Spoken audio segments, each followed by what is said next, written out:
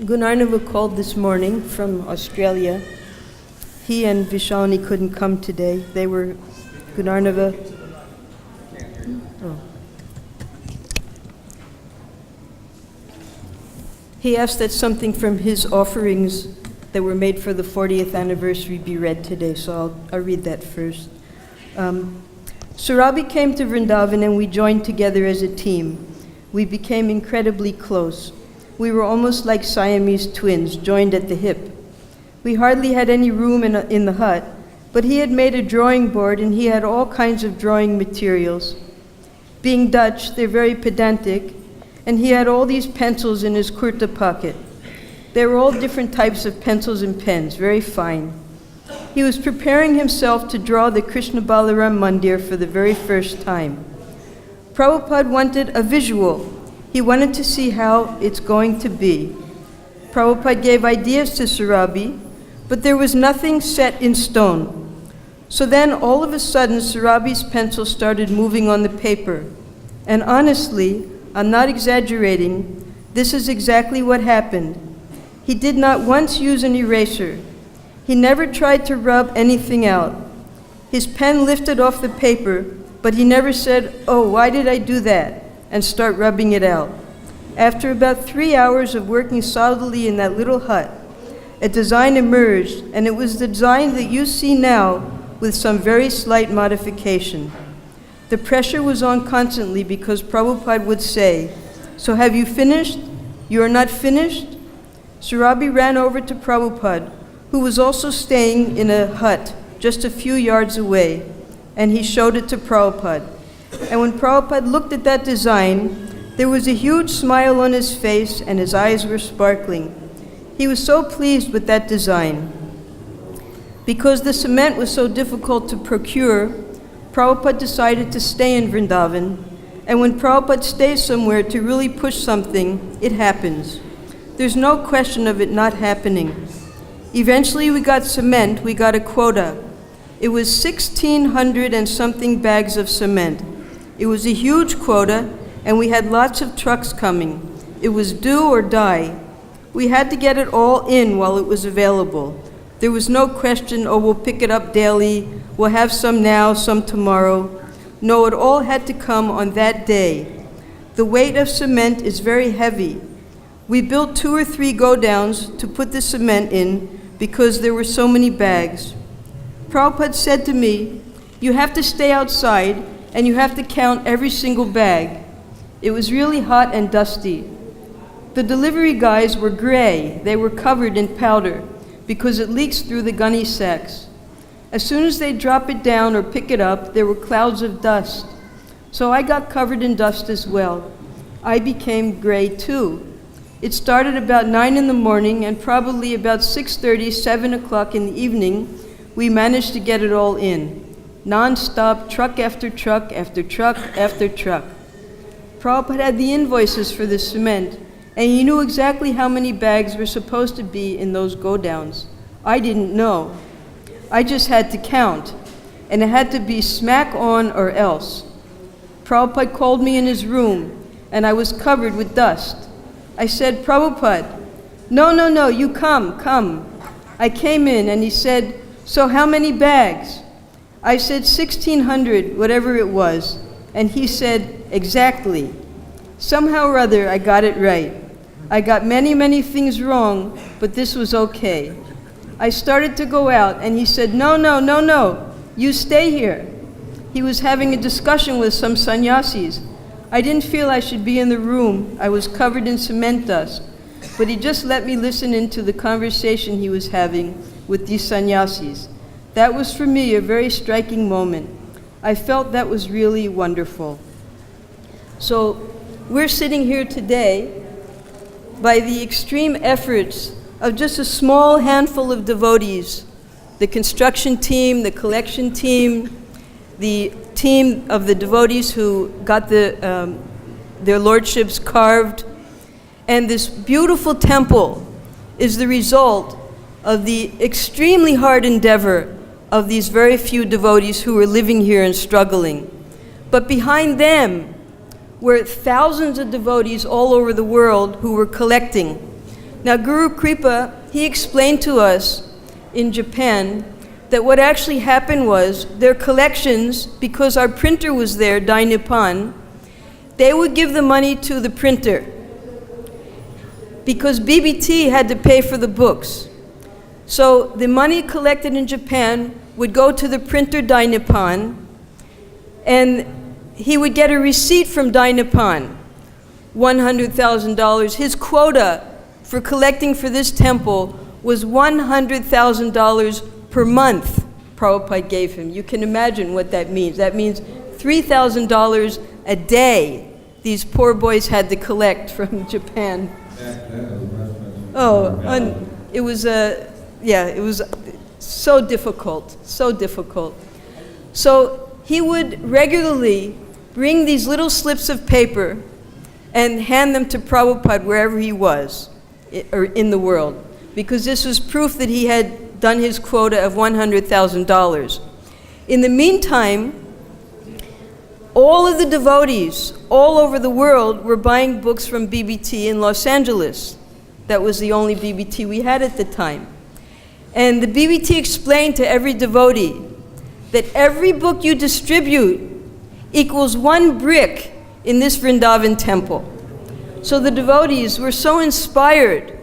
That meant that every book they were distributing, that money was being used to build this temple. It was a great inspiration for the preaching, for the book distribution. So instead of the BBT paying Dai Nippon, Guru Kripa and his small group, maybe 8-10 boys, they were paying the printer. And that way BBT was able to legally send all the money here to print to build the temple. So it was a very, that's why I'm telling this. So this temple was built by the endeavor of the entire ISKCON society. Especially the book distributors and collectors. So what happened was, we know that Prabhupada, he appeared September 2nd, 1896.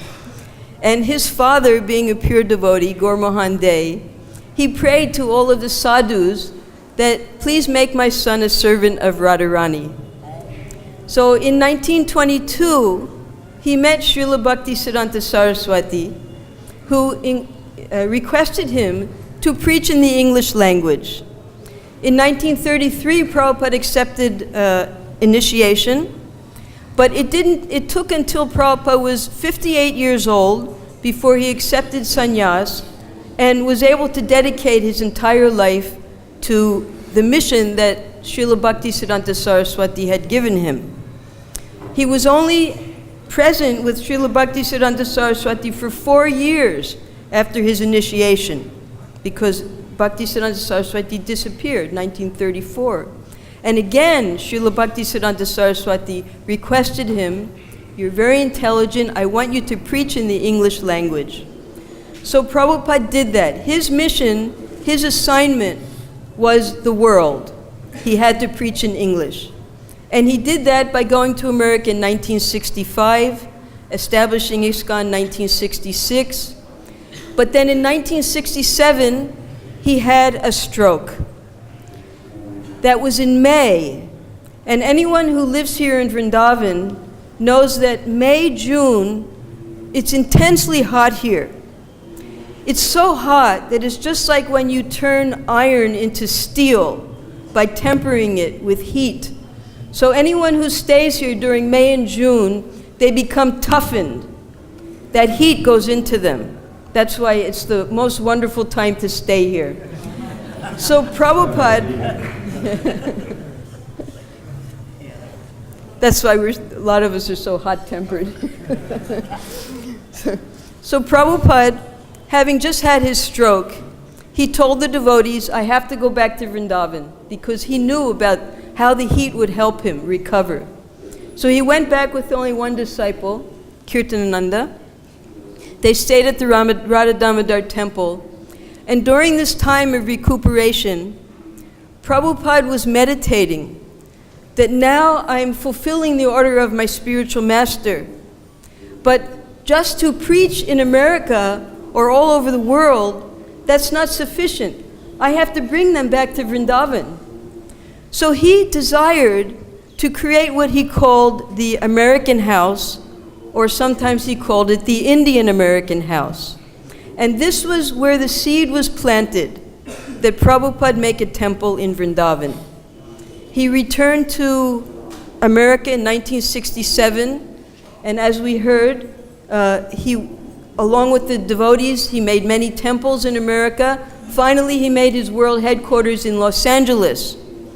One day in 1970, because Prabhupada was calling all the devotees for training, it was his training ground there. The pujaris, the temple presidents, they all were sent to Los Angeles to get their training there.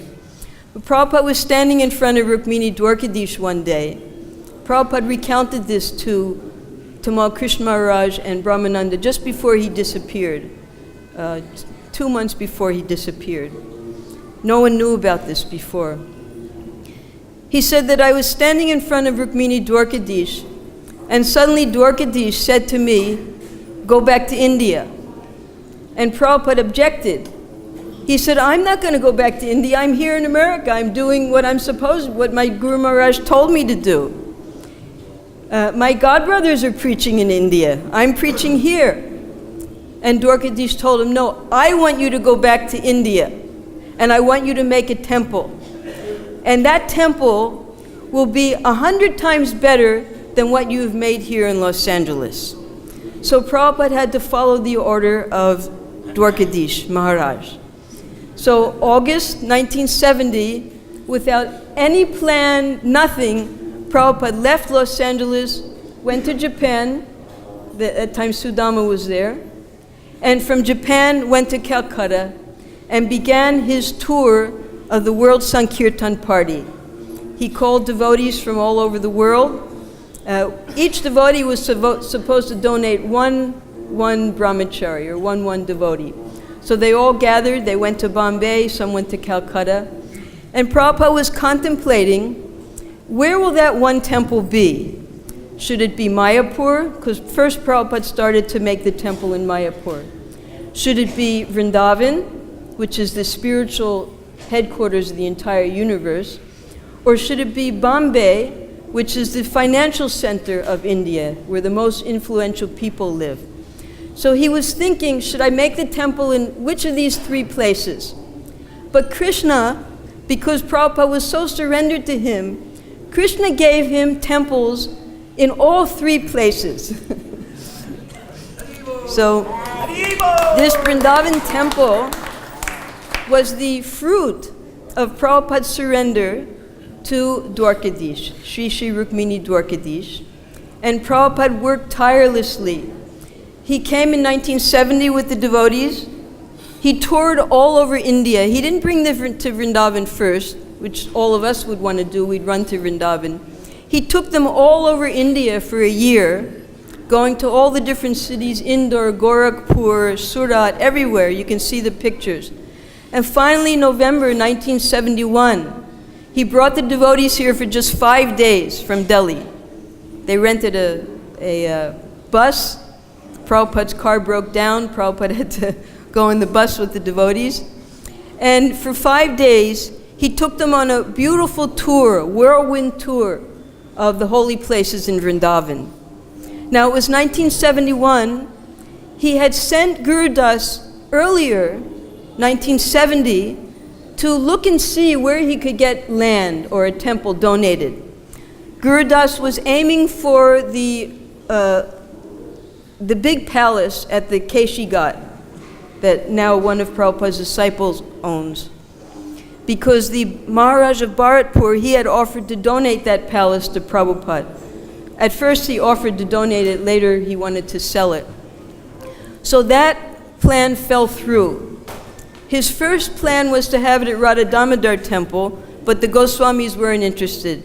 Second plan was to have it at Keshi Ghat. That fell through. Finally, Prabhupada, because Prabhupada was staying at Radha Damodar at that time, and there were many influential people living there. You'll see behind Loy Bazaar, now it's not so prominent, there's an area called Govindabag. And that was where all the wealthiest people in Vrindavan lived. So there was a family, the Sarafs, Kashi Prasad Saraf, and he and his pious wife would come to hear Prabhupada at Radha Damodar. They would invite the devotees to their home at Govindabag. And Prabhupada once confided in Kashi Prasad that I'm looking for land. I want to build a temple for my foreign disciples. And Kashi Prasad told him that I have some land, I bought some land, but it's far from the city. I don't know if it would be right for your plans. So Prabhupada said, I want to go see it. Immediately they arranged the car and they drove out here. When Prabhupada saw where this land is, he said, oh, this is Raman Reti. It was complete jungle at that time. He said, this is Raman Reti, where Krishna and Balaram used to herd their cows. He said, this is what I want. I want to make a Krishna Balaram temple on this land. Can you donate it or can I buy it? So Kashi Prasad said, well, I can't do anything because the land is in the name of my wife. They're Marwaris. And my wife isn't here, she's in Guwahati. Now, by the way, this same family donated the temple that we have in Guwahati. They're so pious. So, March of 1972, Gita Devi returned from Guwahati. Immediately, she agreed to donate the land to Prabhupada because she was a great devotee of Radha and Krishna. They had 24-hour kirtan in their house for 60 years, 40 years, 60 years, just non-stop. They had beautiful Radha Kunja Bihari deities. So when Prabhupada requested her, she said, yes, you can take the whole land and build your temple. But Kashi Prasad, he wanted the first 26 feet of land for his commercial purposes. He wanted to put shops there or build a petrol pump. He wasn't sure yet what he wanted to do. So he stopped his wife from donating where Prabhupada's Samadhi is now. So one day, secretly, Srila Prabhupada called Gita Devi Saraf to his home. And he said, your Lala, he's your son. And the mother is more affectionate to the son than to the husband. So you're building a temple for your Lala, for Krishna. Now, how can you have a temple without a gate in the front? You want us to have a little door on the side for your baby Krishna? So Gita Devi, she immediately signed a paper and turned over the front portion of the land to Prabhupada.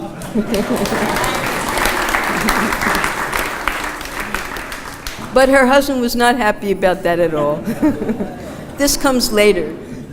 So now Prabhupada had the whole land. Prabhupada had them build a beautiful fountain, and we made gorgeous gardens in the front to secure the land. And the temple was at the place where originally Kashi Prasad Saraf had given the property. From here it was 1 acre, the temple, and then behind the International Guest House. So Prabhupada was pushing the devotees like anything because there were many other people who wanted this land. In particular, one of our neighbors. I won't mention their name. So when they heard that Gita Devi had given this land to Prabhupada, they became furious. And they decided somehow or other they're going to get this land back. So on March 12th, normally it takes months for the mutation, everything to happen in the courts in Mathura. In 3 days, Prabhupada was able to get this land signed and sealed. He called the magistrate, he called the owners, he called everybody that was involved, got all the deeds handwritten by Jamuna Devi, and signed and sealed 3 days. March 12th, the deed was in Prabhupada's hand. On March 13th, Prabhupada made a 16-foot deep hole just behind here, and made the Ananta Shesh the groundbreaking ceremony. So Prabhupada wasn't wasting any time. Because Kashi Prasad Saraf, because so many people wanted the land, he said, I want you to build the land within 1 year, otherwise I'm going to give the land to somebody else. So Prabhupada had from 1972 to 1973. Now, in 1973, Surabi had just come. The plans were just made. Prabhupada had an architect make a very simple design for the temple at first, just to show the sarafs. And the construction was going on, but it wasn't to ISKCON standard. It wasn't the way Prabhupada wanted it. Am I talking too long?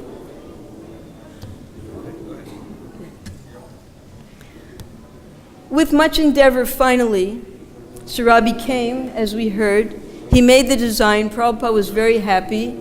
He made the courtyard. There was very little money at that time.